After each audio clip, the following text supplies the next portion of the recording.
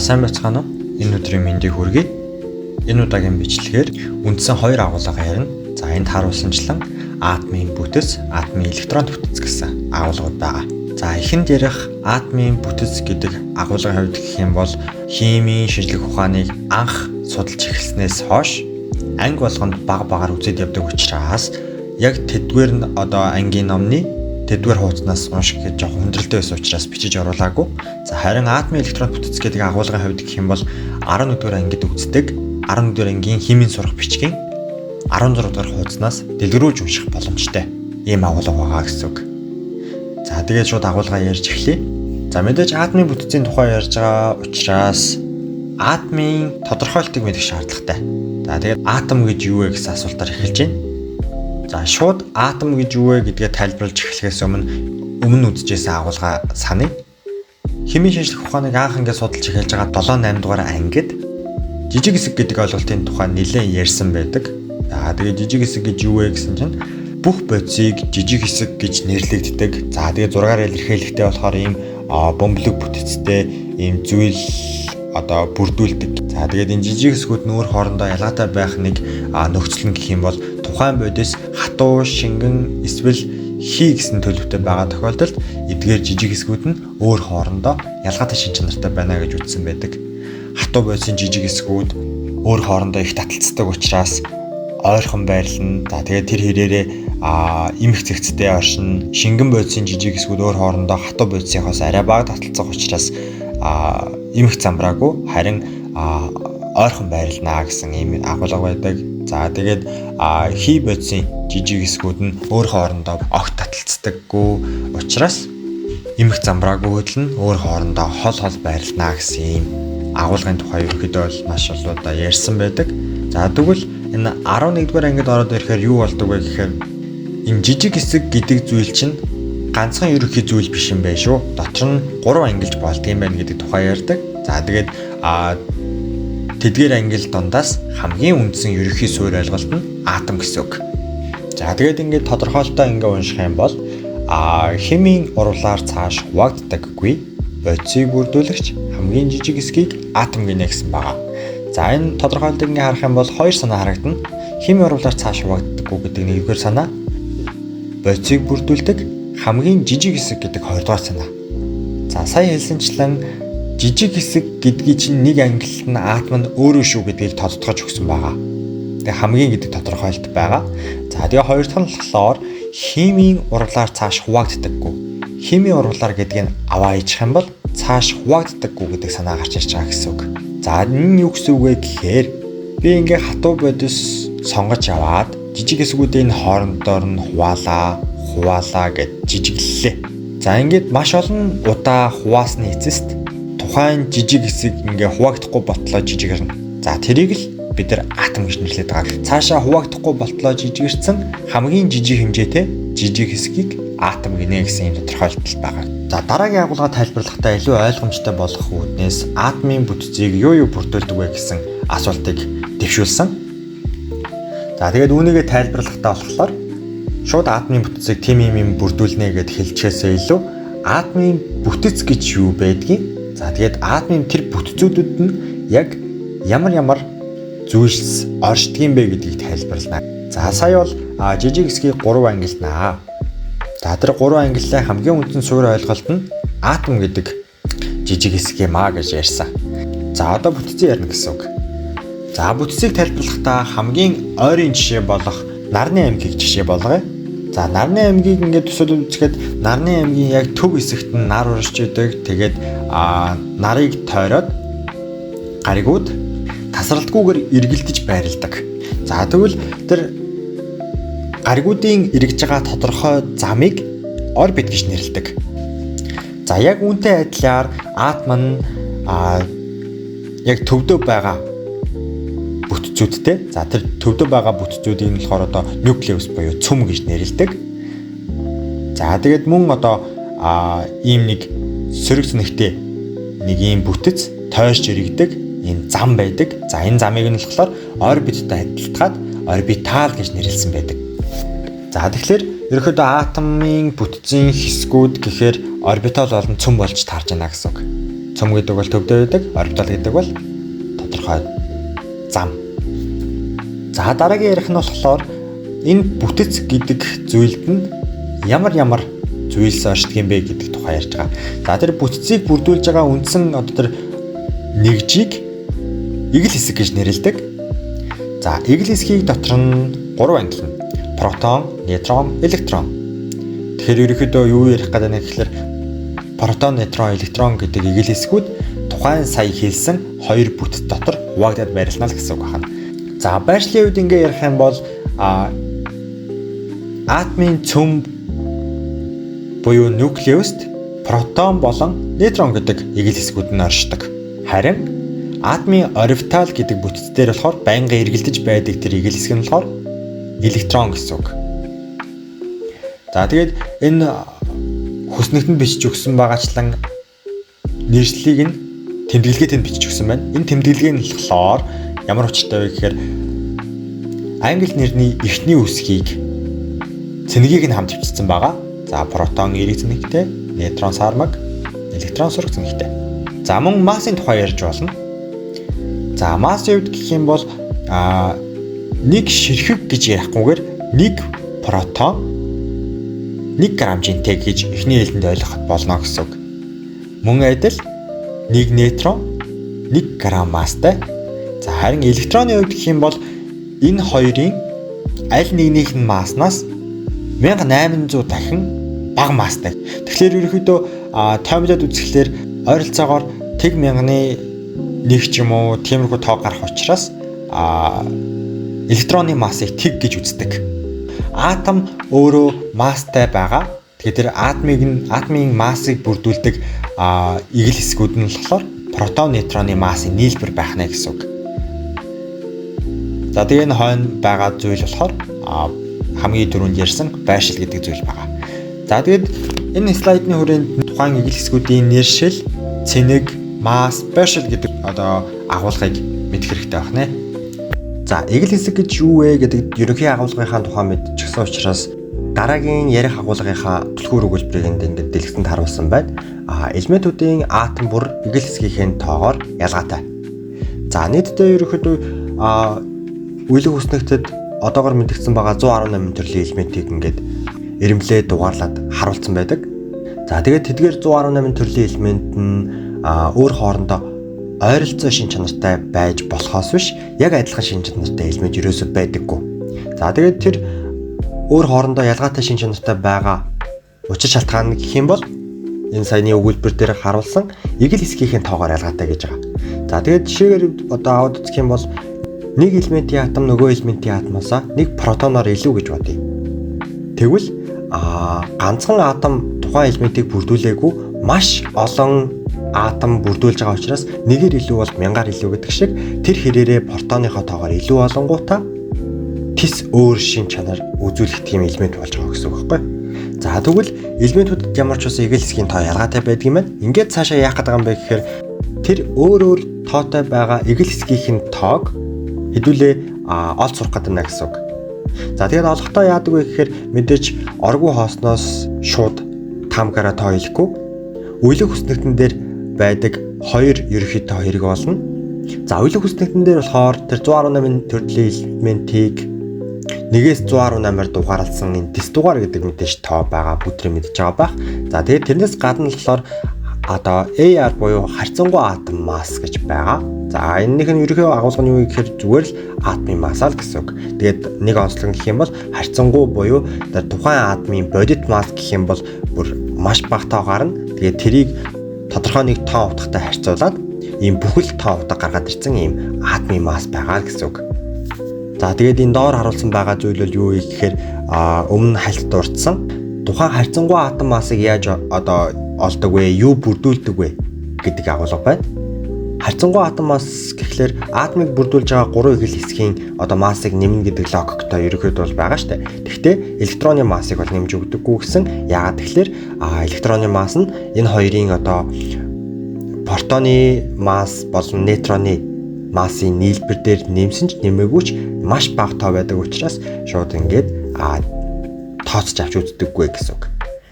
За тэгэхээр протоны масс дээр нейтроны массыг нэмээд харьцангуй атом масс гардаг юм байна.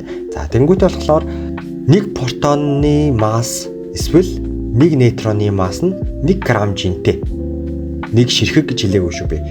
1 протоны масс, 1 нейтроны масс 1 грамм жинтэй.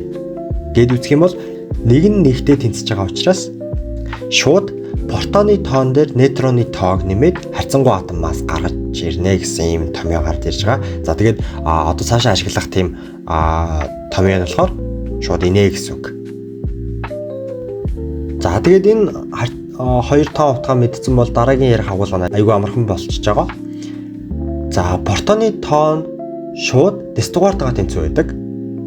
За тэгээд мөн электроны тоон дэс дугаартайгаа тэнцүү. Нэг ялгаа нь гэх юм бол үргэлж биш буюу одоо электроны тоон дэс дугаартайгаа тэнцүү байж болдог үе байх нь тэнцүү биш байж болдог үе байх нэ гэсэн үг. За протоны тоон бол угаасаа ямагт дэс дугаартайгаа тэнцүү. За тэгээд нейтроны тоон гэх юм бол энэ дээр бичсэн томьёо байгаа даа тий. Эндээс зүгээр нейтроныг тэнцүүгийн тэмдгийн өмнө гаргачихж байгаа гэсэн үг. Тэгэхээр харьцангуй атом массаас протоныг хасаад нейтрон гарна. Нейтроны тоо ч байж болно, нейтроны масс ч байж болно. За тэгээд энэ муу адил үргэлж биш буюу яг тогтмол тоо утга байдаггүй байна гэсэн үг. За натрийн атом дээр жишээлж авч үзэх юм бол натрийн үеийнх хүсдэгтэнд дэс дугаар нь 11 гэж байгаа. AR буюу харьцангуй атом масс нь 23 гэж байгаа. Тэгэхээр электрон болон протоны тоон шууд дэс дугаартайгаа тэнцүү 11 болж ирж байгаа. Тэгээд харьцангуй атом массаас дэс дугаараа хасаад 23-аас 11-ийг хасгалаар нейтрон нь 12 гэж гарч иж байгаа гэсэн үг. Дурын элементийн дэс дугаар болон харьцангуй атом масс байгаа тохиолдолд игэл хэсгүүдийн тоог олох ийм амархан байна.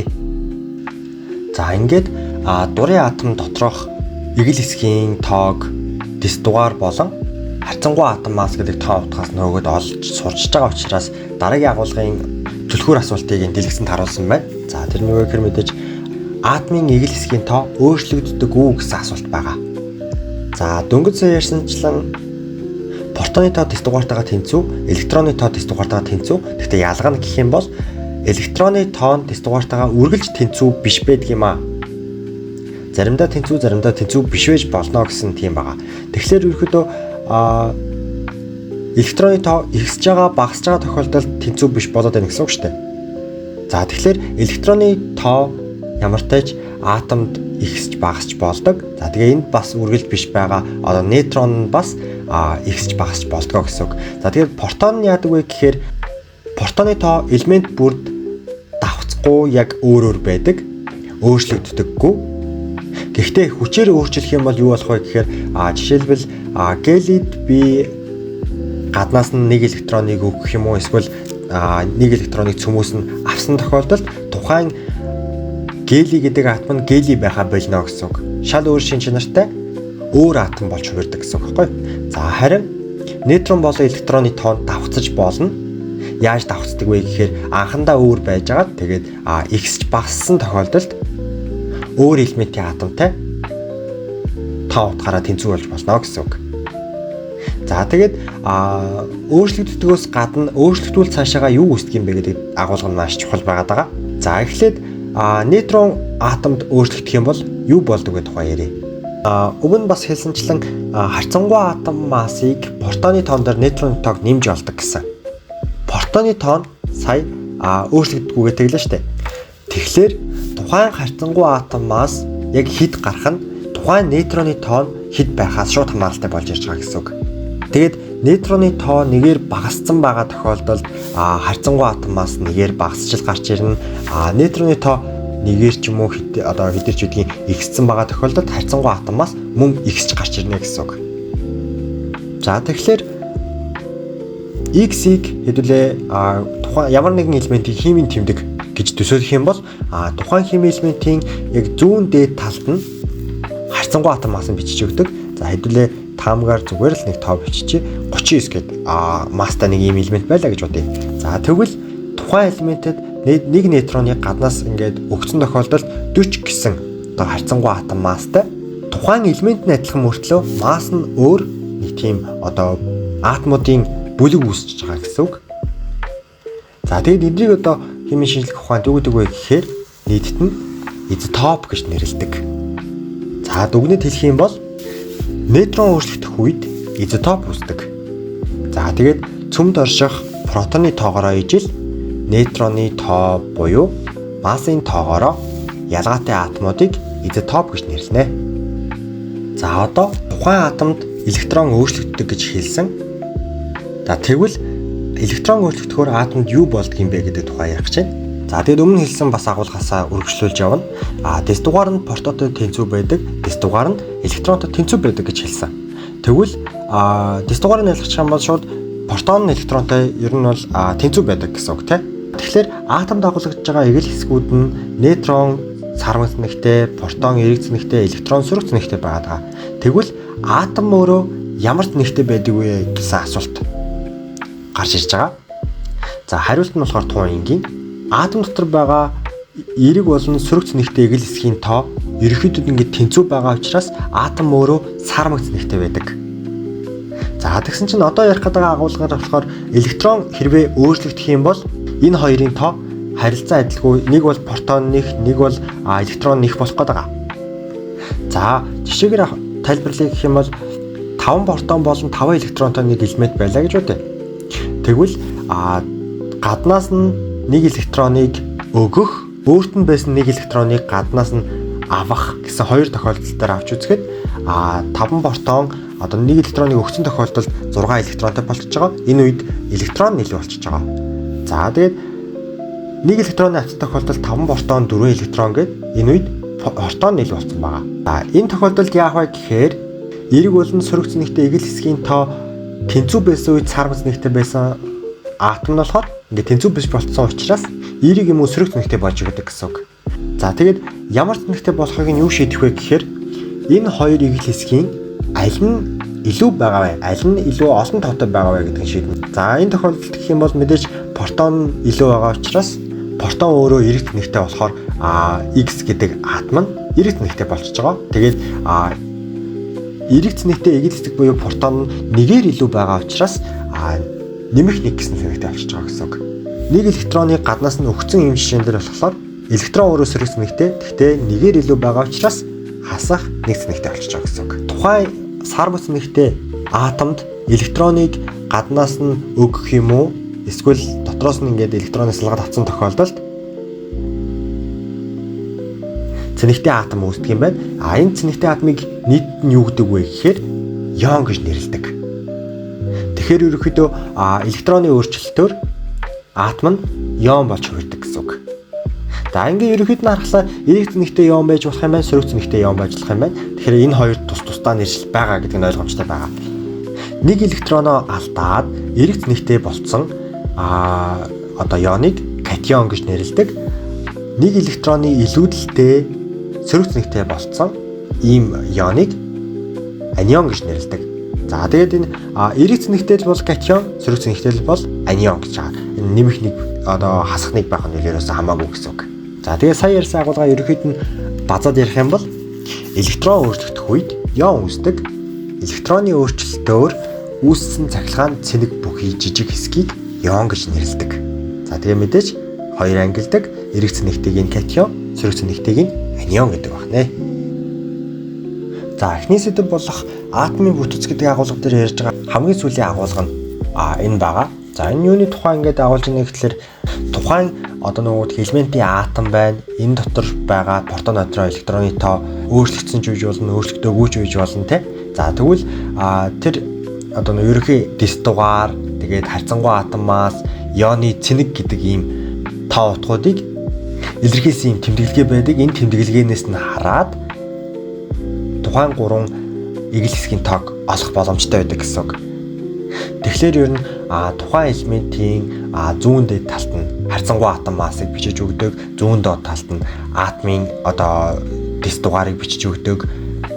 Тэгээ баруун дээд талд нь болохоор тухайн ионы цэнэг буюу за өмнө хэлсэн протоны тоо нь илүү байгаа мó, электроны тоо нь илүү байгаа мó, илүү байгаа бол хэдээр илүү байгаа юм бэ гэдэг одоо агуулга нь эндээс харагдана. Ингээд энэ нэмэх нэг цэнэгтэй байгаа учраас протоны тоо нэгээр илүү байна гэдгийг харж болж байна гэсэн үг. За тэгээд энд хоёр хими элементийн тэмдэг нь мэддэхгүй тоо утгууд нь мэдэгдэж байгаа энэ хоёр жишээг өгсөн байна. Энэ дотор байгаа протон, нейтрон, электроны тоог олоод дараа нь тухайн элемент ямар байсныг олох юм дасгал ажиллаж үзье. За мэдээч тухайн протоны тоо бол өөрчлөгдөхгүй энэ тест дугаар 13 гэж байгаа учраас 13-ыг шууд бичиж байгаа гэсэн үг. Ер нь альва элементийг өөрчлөгддөггүй юм игэл хэсгийн тоо болох протоноор нь олдог. Тест дугаар нь 13 байдаг элемент нь юу вэ гэхээр хөнгөн цагаан байгаа. Ингээд шууд олчж байгаа гэсэн үг. За энэний хувьд гэх юм бол 7 дугаар элемент нь азот байна гэсэн үг. За тэгээд электроны тоо энд 13 гэж бичиж болох байсан. Гэхдээ энэ үргэлж биш гэдэг өөрчлөгдөж болно гэсэн тоо утга байгаа даа. Тэгээд өөрчлөгдсөн үгүй эсхийг нь яаж мэдэх вэ гэхээр электрон өөрчлөгдвөл атом цэнэгтэй болдог байгаа тий. Тэгэхээр энэ атом нь өөрөө цэнэгтэй байгаад хахад электроныг нь бид 13 гэж бичиж болохгүй гэсэн үг байхгүй. Тэгэхээр энэ 13 гэдэг тоноосоо хөөж бодно. Энд эрэг цэнэгтэй игэл хэсгийн тоо нь 3-аар илүү шүү гэд бичиж өгсөн байхад энэ протон 13 гэхлээр одоо электрон буюу сөрөг цэнэгтэй игэл хэсгийн тоо нь 13-аас 3-аар цөөн гэдэг утгаараа энд 10 гэж бичиж өгч байгаа. За тэгээд нейтрон нь болохоор 27-оос 13-ыг хасаад 14 гарч байгаа гэсэн үг ээ. За хоёр дахь жишээн дээр болохоор мэдээж протон 7, электрон нь сөрөг цэнэгтэй игэл хэсэг нь 3-аар илүү гэж байгаа учраас 7-оос одоо 3-аар илүү электронтой гэдэг утгаараа 10 болчихж байгаа. Нейтрон нь болохоор 14-өөс 7-ыг хасаад 7 гарч байгаа гэсэн үг. За энэ бичлэгэн дээр ярих хоёр дахь том агуулга болох атомын электрон төвтөц гэсэн агуулгын тухай ярьж эхлэх гэж байна. За энэ нь юуны тухай ярьдаг вэ гэхээр электрон гэдэг игэл хэсэг орбитал гэдэг тодорхой орон зайд атомын цөмөө тойроод эргээд байрладаг гэсэн. За тэгвэл тэр орбитал гэдэг зүйлийн тухай илүү дэлгэрүүлээд ингээд ямар ангилалтай байдгийг, ямар дүрс хэлбэр, тэгээд түүнийг одоо яаж тэмдэглэдгийг гэдэг тухай агуулгуудыг ярих гэж байгаа. За тэгээ ярихаа өмнө орбиталын тодорхойлолтыг дахин нэг харъя. Атомын цөмийг тойрон эргэж буй электроны ойших орон зайн тодорхой мужийг орбитал гинэ гэсэн байна. За тэгээ өмнө бас ярьсанчлан тухайн элементийн электроны тоо нь тухайн элементийнхээ атомын тест дугаартай хэлцүү байдаг гэж хэлсэн. Тэгэхээр нийтдээ 118 элемент байж боллоо гэхэд хамгийн сүүлд байрладаг элемент нь 118 электронтой байгаа. Тэгээ 118 электрон нь яг орбитал гэдэг зүйл дээр байршихлаараа ганцхан орбитал байдаг бол тэр 118 ширхэг электрон нэг орбитал дээр одоо байрлана гэхээр айгүй замраагүй юм болоод ирж байгаа. Тэгэхээр яаж ч утсан логикоор нэгээс олон орбитал байгаа. Яг үүндээ бол маш олон тооны орбитал байдаг. За тэгээд эдгээр орбиталууд нь өөр хоорондоо яг ижилхэн бол байдаггүй. Өөр хоорондоо ялгагдах үндсэн 3 шин чанар байдаг. За тэдгээрийн хамгийн ихнийх нь болохоор орбиталын хэлбэр, хоёр дахь нь орбиталын энерги, гурав дахь нь болохоор орбиталын цөмөөс аслагдсан зай гэж байгаа. За тэгээ хэлбэрийн хувьд гэх юм бол орбитийн зураг харуулад ингээд тайлбарласан учраас бүх орбитал ийм дугуй хэлбэрээр одоо цөмөө тойрч эргэдэг гэсэн ийм ташаа ойлголттой байсан байж магадгүй. За тэгэхээр одоо залруулж хэлэх юм бол яг тийм дугуй байдалтай тойрч эргэдэг орбиталч байгаа. Дугуй биш одоо янз бүрийн байдлаар эргэдэг орбитал нь бүр маш олон байгаа. За тэгээд энэ хажуугийн зураг дээр ингээд харуулсанчлан орбиталын хэлбэрүүд ийм байж болдог байна. За тэгээд хоёр дахь нь гэх юм бол орбиталын энерги. За орбиталууд бол энергитэй байдаг. Мэдээж орбиталуудын өөр хоорондоо ялгаатай байж болох шин чанар ярьж байгаа учраас энергиэрээ бас өөр байж болох нь бас адилхан ч байж болох нэ гэсэн үг. За орбиталын цөмөөс аслагдсан зайны хувьд бол мэдээж угаасаа ойлгомжтой байх. Одоо электронууд ямар орбитал дээр оршиж байгаа гэдгээсээ шалтгаалаад цөмд илүү ойр, цөмнөөс илүү хол ингэж байх нэ гэсэн үг. За тэгэхээр ийм олон төрлийн орбитал байгаа. Тэгээд өөр хоорондоо адил болон ялгаатай шин чанаруудтай байгаа учраас тэдгэрийг ангилж эхэлсэн байна. За тэгээ одоо болохоор орбиталын ангиллын тухай дэлгэрүүлж ярив. За хамгийн ихэнд тухайн орбитал дотор оршиж байгаа электрон нь цөмөөс хэр аслагдмал оршиж байгаа юм бэ гэдэг дээр үндэслээд орбиталуудыг багцлсан байна. За тэгээд энэ багталсан багц бүрийг электроны давхраа буюу энергийн төвшин гэж нэрлсэн байна. Электроны давхраа гэж нэрлэж болно, энергийн төвшин гэж нэрлэж болно. За тэгэхээр энэ доор электроны давхраатай холбогдолтой заавал мэдэх шаардлагатай юм 3 агуулгыг бичиж өгсөн байна. За хамгийн ихнийх нь гэх юм бол тухайн атомд байх электроны давхраа буюу энергийн түвшний тоон үеийнх хүснэгтэд байх үеийн дугаартай тэнцүү гэж байгаа. За тэгээ энэ нь юу гэсэн үг вэ гэхээр үеийнх хүснэгтний элементүүдийг дээрээс доош чиглэлтэй баг нь урдаас хойш чиглэлтэй үе гэж ерөн ангилдгийг мэдж байгаа. За тэгээд 1-р үе, 2-р үе гэж доошлолцоор явсаар байгаад 7 үе байх боломжтой гэдгийг мэдж байгаа. Тэгэхээр нийтдээ 7 электроны давхраа буюу энергийн түвшин байх боломжтой гэсэн үг. За тэгээд энэ дотор байгаа дурааны элемент сонгож авъя. Литийгээд үзэхлээр лити 2-р үед байрлаж байгаа учраас 2 давхраатай элемент юм гэсэн үг. За ингээд эхний дугаарлсан агуулгын хувьд болсон. Хоёр дахь нь гэх юм бол атомын электронд бүтцийн тэмдэглэгээнд энергийн түвшинг цифрээр тэмдэглэдэг гэж байгаа. За хэдүүлээ энэ ингээд агуулгыг үзэж байгаа яг гол учир шалтгаан гэх юм бол атомын электронд бүтэц гэдэг тэр тухайн атомын электронууд орбитал дээр хэрхэн барилсан бэ гэдгийг илэрхийлж чаддаг тийм нэг бичиглэл хийж сурах гэдэг байгаа. За тэгээд тэр эцсийн зорилго болох тэр тэмдэглэл дээр энэ атомын давхраа гэдэг зүйлийг цифрээр тэмдэглэдэг гэж байгаа. Ямар цифр юм бэ гэхээр мэдээч угаасаа ойлгомжтой хэдэн давхраатай хэд дэх давхраын гэдгээ 7 дахь давхраа байвал 7 гэсэн дугаараар тэмдэглэдэг ч юм уу ийм энгийн байгаа гэсэн үг. За ингээд хамгийн сүүлийн тэр 3 дахьынх нь хувьд гэх юм бол энергийн түвшин бүр энергийн дэд түвшинд хуваагдана гэсэн байгаа. За тэгээд энийгээ зураглаад үзүүлэх юм бол нэг энергийн түвшин байла. Тэр энергийн түвшин дотор нэг энергийн дэд түвшин байж болно. Нэгээс олон хэд ч байдгийн те энергийн дэд түвшин авлагдах боломжтой гэсэн үг. За тэгэхээр энэтэй уялдаа дараагийн ярих зүйл маань болохоор энергийн дэд түвшин гэдэг агуулга байгаа. За тэгээд энэ электроны давхраа буюу энергийн түвшин гэдэг зүйлийг дотор нь хэд ангилаад байна, хуваагаад байна гэдэг чинь тэр дотор байгаа энергийн дэд түвшин гэдэг зүйлс нь өөр хоорондоо ялгаатай шин чанартай байна гэсэн үг. За тэгээд тэр ялгаатай шин чанарын хувьд ярих юм бол орбиталууд өөр хоорондоо 3 шин чанараар ялгаатай байж болдог гэсэн. За тэгээд өмнө нь бол энергийн түвшнүүдийг орбиталынх нь цөмөөс аслагдсан зайгаар ингээд ангилсан бол энергийн түвшин дотор байгаа энергийн дэд түвшнүүдийг орбиталынх нь хэлбэрээр ингээд ангилж байгаа гэсэн үг байхгүй. За тэгээд мөн адил энергийн түвшинтэй холбоотой 3 чухал агуулгыг энэ дээр үгээр бичиж өгсөн байна. За хамгийн ихнийх нь гэх юм бол энергийн түвшинг атомын электрон бүтцийн тэмдэглэгээнд SPDF гэсэн үсгээр тэмдэглэдэг гэж байгаа.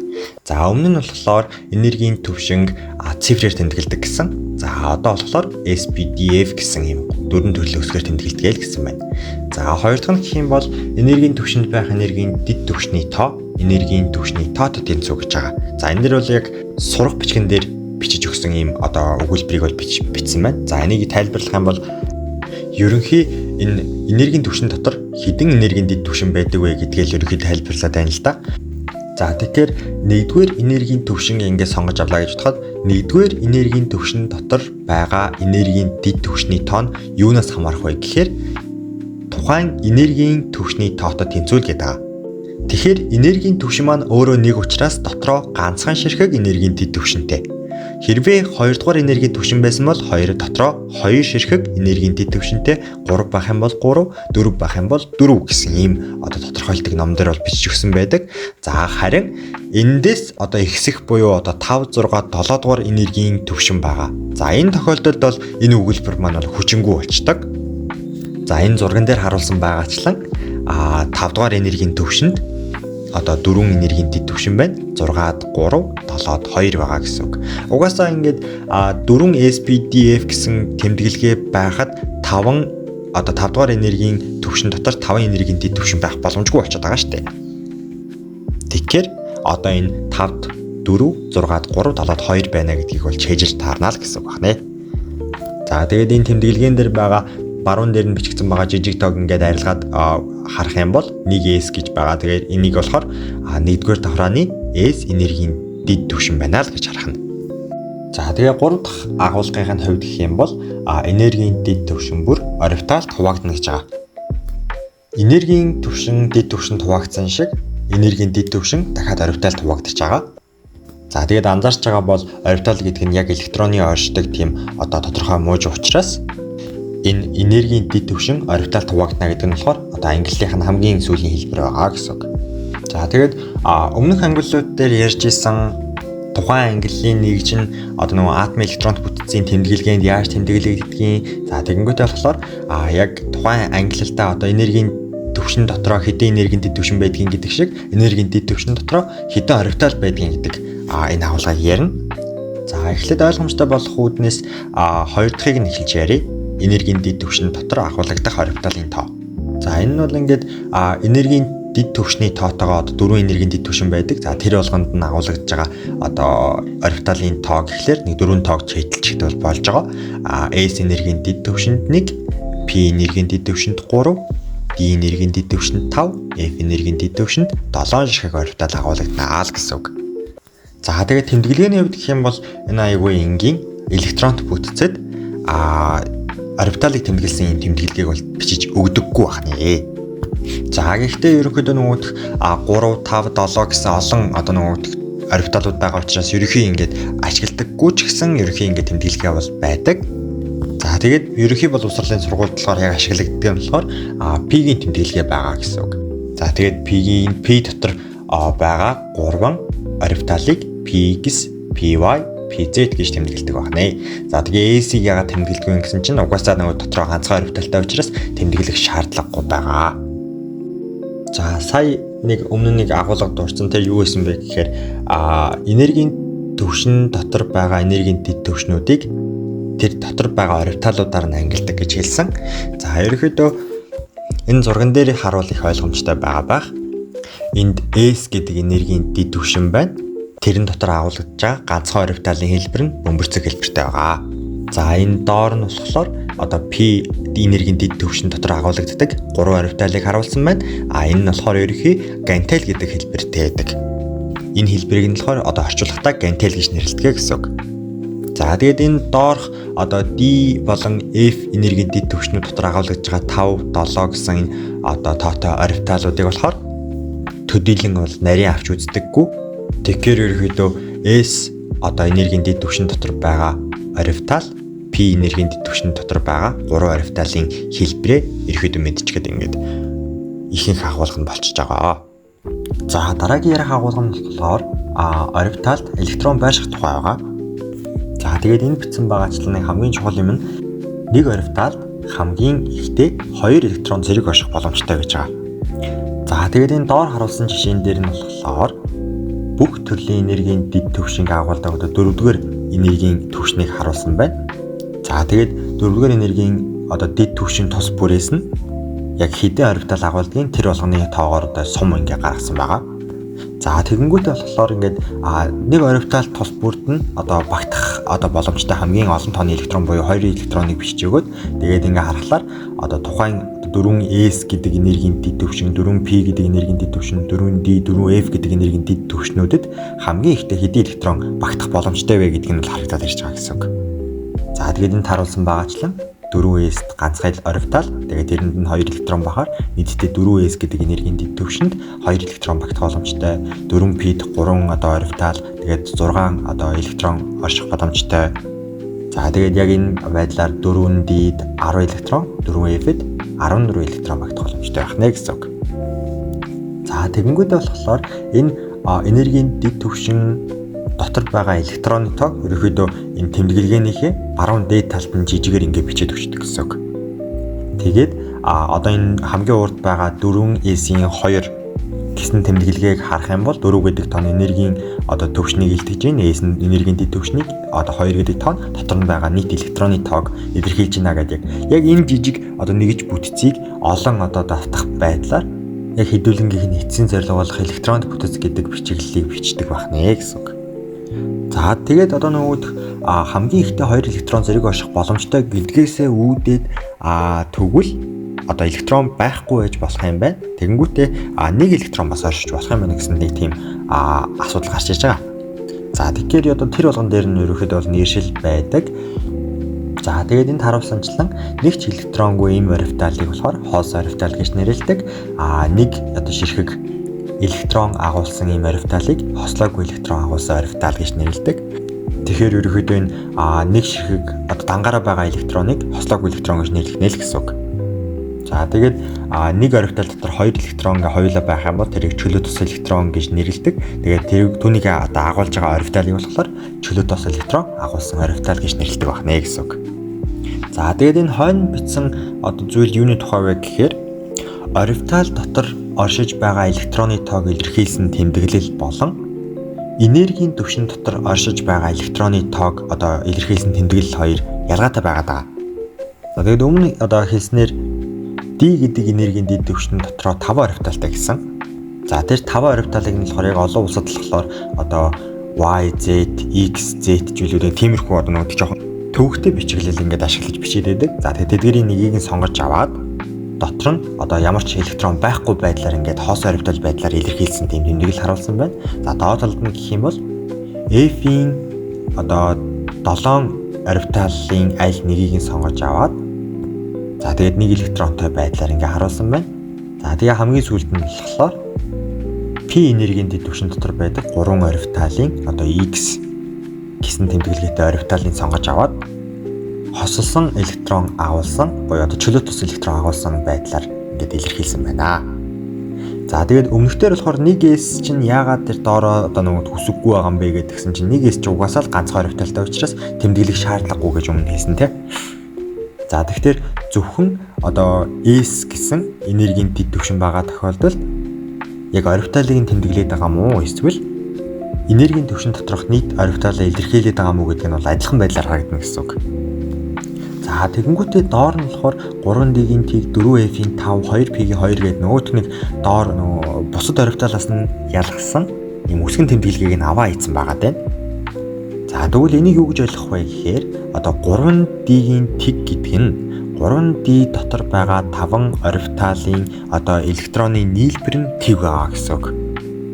За ардах 4F-ийн 5 гэдэг нь мөн адилхан F гэдэг энергийн дэд түвшин дотор байгаа 7 орбиталын одоо электроны нийлбэр нь 5 байгаа гэсэн үг байхгүй. За тэгээ мөн адил 2p дотор байгаа 3 орбиталын электроны нийлбэр нь 2 байгаа гэсэн үг. За тэгээд энэ эхний бичвэрийн ард харуулсан байгаа нэг дөрвөлжин дотроо сумтай одоо бичиглэл ингээ харуулсан байна. Энэ нь яадаг вэ гэхлээр одоо нэг энергийн түвшний диаграм гэж байдаг. За дараа нь бол ярина. Түүн дээр болохоор нэг орбиталыг ингээд дөрвөлжин байдлаар илтгээд дотор нь оршиж байгаа электроныг ингээд эсрэг чиглэлтэй сум ганцхан одоо нөгөөх электрон байх юм бол дээшээ харсан сумаар ингээд илэрхийлждэг. За тэгээд тэр нь айгүй ингээд ойлгомжтой байдаг учраас зөвхөн энергийн түвшний диаграм ч гэхгүй өөр юм дээр ингээд бас ингээд ашиглаад байждаг гэсэн үг. Тэгээ энийг харахтаа юу гэж харах вэ гэхээр одоо зөвхөн дөрвөлжин байх юм бол энэ хоос орбитал юм байна. Дотор нэг сумтай дөрвөлжин байх юм бол энийг хослоогүй электрон агуулсан орбитал юм байна. Хоёр одоо эсрэг чиглэлтэй сум илэрхийлсэн байх юм бол энийг чөлөө тус электрон агуулсан орбитал юм байна гэж ойлгох нэ. За тэгээд дараагийн агуулгыг ярихаас өмнө яагаад яригдж байгаа юм бэ гэдгийг одоо төрүүлээд ярив. За хэрвээ одоо 1s гэдэг энергийн дэд түвшин байлаа гэж бодоход дотроо ганцхан орбиталтай учраас түүндээ одоо 2 электроныг ингээд цувуулж өглөө гэж бодоход эхлээд дангаараа байжгаад дараа нь одоо хослоод буюу чөлөө тус электроныг үүсгэн штэ. Тэгэхээр ерөөдөө нөгөө S энергийн дэд түвшнүүд 1S, 2S, 3S, 7S байсан ч гэсэн ингээд айгүй амархан ингээд дүүрэгдчихэж байгаа. За тэгвэл одоо үүсэх асуудал нь гэх юм бол PDF гэдэг олон орбиталтай энергийн дэд түвшнүүд электроныг яаж авдаг вэ гэсэн нэг юм одоо агуулга байгаа. За тэгээд энэ нэг ерөнхий зарчим баримталдаг нь юу гэсэн үг вэ гэхээр энд бичсэн байгаа. Орбитал дээр электронууд эхлээд нэг нэгээрээ байрлаад дараа нь хосолдог гэсэн байгаа. За тэгэхээр одоо нөгөө 3 электрон байгаа гэж үзье. За тэгэнгүүтээ 3p гэсэн энергийн дэд түвшин бас байгаа гэж үзье.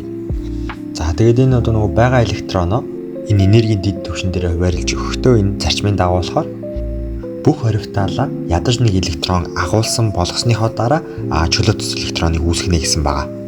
Тэгэхээр энэ хоёр дахь жишээн дээр байгаа энэ хоосон одоо нөгөө орон зай байгаад байхад чөлөө тус электроныг үүсгэх нь буруу юм аа л гэсэн үг. За тэгээд энэ 3p дээр одоо зөв жишээн дээр маань 4 дахь электрон орж ирвэл одоо яах вэ гэхээр одоо хамгийн ихний орбитал дээрх хослоогүй электрон маань хослоод чөлөө тус электрон үүснэ л гэсэн үг.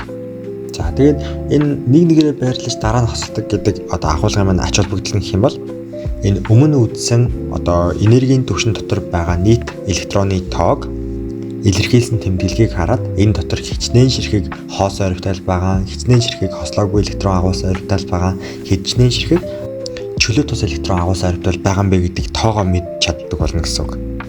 За тэгээд өмнө үзсэн энэ 3 энергийн дэд түвшин дээр үзэх юм бол за 3D-ийн тик гэхээр одоо мэдээж угаасаа альч одоо орбиталд нь электрон байхгүй. За тэгээд 5 ширхэг хоос орбитал агуулсан байна гэсэн үг. За тэгээд дараагийн 4F-ийн 5 гэх юм бол энэ 7 орбиталтай учраас одоо 5 электроноо нэг нэгээр нь салгаад бүх хоосон орбитал нь одоо ингээд хослоогүй электронтой болж чадахгүй байгаа учраас ингээд 5 ширхэг хослоогүй электрон.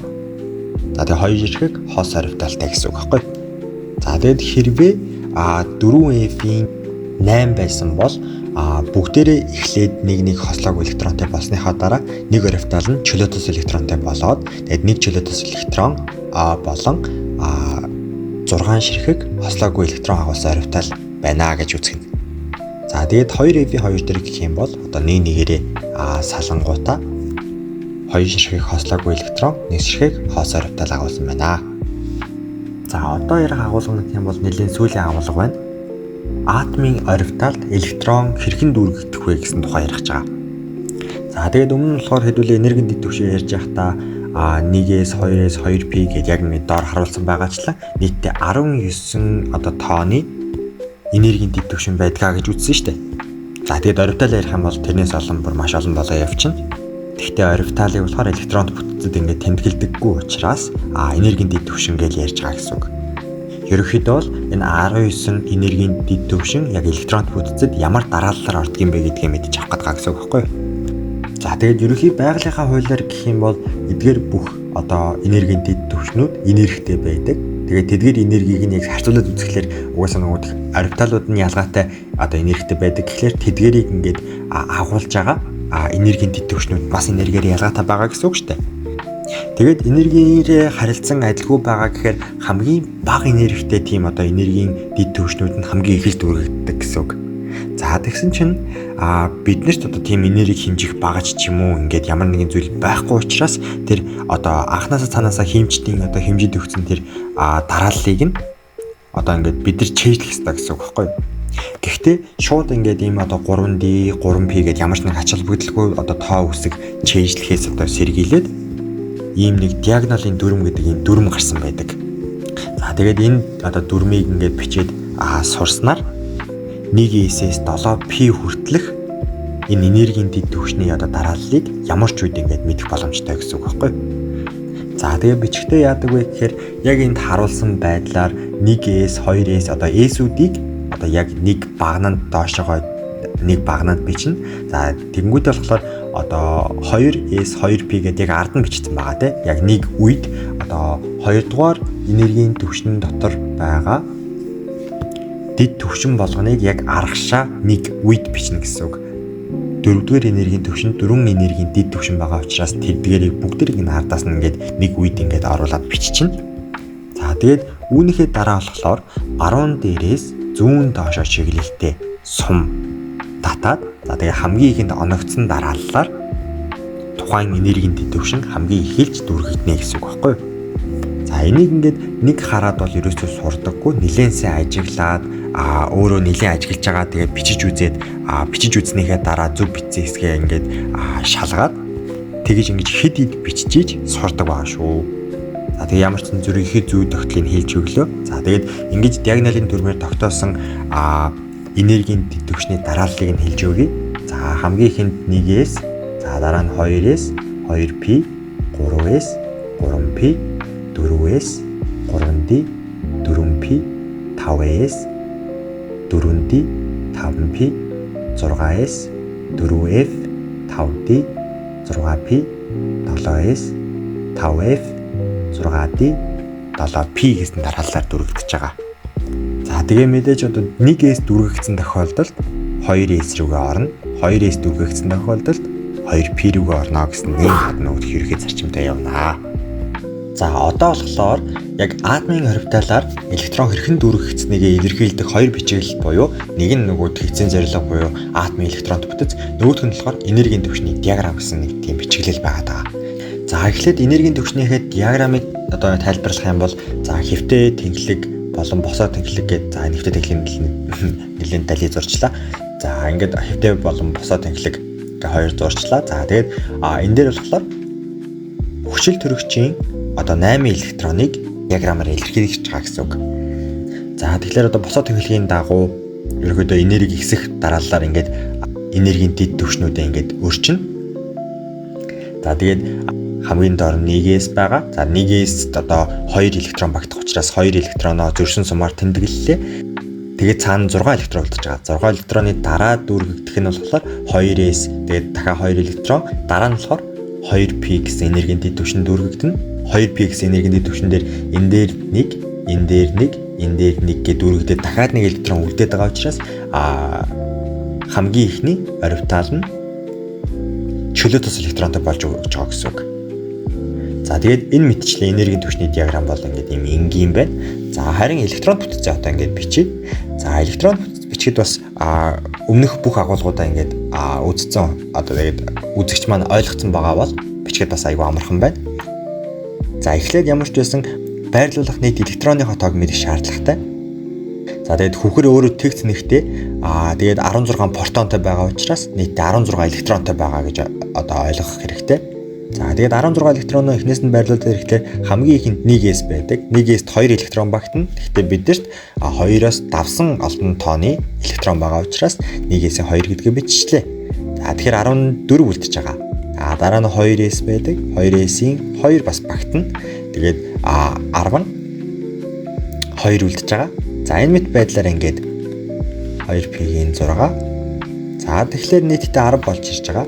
3S-ийн 2 3p-ийн 4 гэж ингэж дүүрж байгаа гэсэн үг. За яг энэ мэт байдлаар тухайн дарааллынхаа дагуу тухайн одоо нэг байгаа бүх электроноо дуустал нь ингэж үрж бичих энэ бүх бичиглэлийг болохоор атомын электрон бүтц гэж нэрлэдэг. За тэгээд хромын электрон бүтцийг бас бичиж үзье. 1S-ийн 2, 2S-ийн 2, 2p-ийн 6, 3S-ийн 2 илүү тотоогоо учраас өмнөхөө шууд автоматар бичиж байгаа. За тэгээ 3p-ийн 6 энэ хоёр нийлээд хэд болж ийнө гэсэн чинь 18 болж байна. За тэгээд энэний дараа 4S байдаг. 4S-ийн 2 гэхээр нийлээд 20 болж байгаа. За тэгээд дараа нь 3D байгаа учраас 3D-д 10 багтана. Гэхдээ хэдүүлэн чинь 4 байгаа учраас энд 4 бичиж өгнө гэсэн үг. За ингээд электрон бүтц иймэрхүү байдлаар бичих байгаа. За электрон бүтцийг бол ерөөхдөө атомын болон ионих гэж ярина англиад иж болно. За тэгээд атомын электрон бүтц гэдэг нь болохоор тухайн атом электроноо ямар нэгэн алдаж авсан тийм өөрчлөлт ороогүй байгаа үеийнх нь электроныг тэр нөгөө диагоналын дүрмээр тодорхойлсон тэр нэг дараалал дээр тулгуурлаад ингээд өрөөд бичиж хийлээд байгаа. Харин тэр ионы одоо нөгөө электрон бүтц гэдэг нь болохоор тэр өөрчлөгдсөн тоо бүхий электроныг нь мөн адил ялгаагүй диагоналын дүрмээр дарааллын тогтоосон энергийн түвшин дээрээ электроноо хуваарлал болоо гэсэн үг. За энэ доор харуулсан байгаа жишээн дээр болохоор хүүхрийн 2 хасагт нэгтэй ион дээр электрон бүтц бичсэн байна. За тэгээ өөрчлөгдөж байгаа электроны тоо 2 байгаа. Тэгээд 18 болж байгаа гэсэн үг.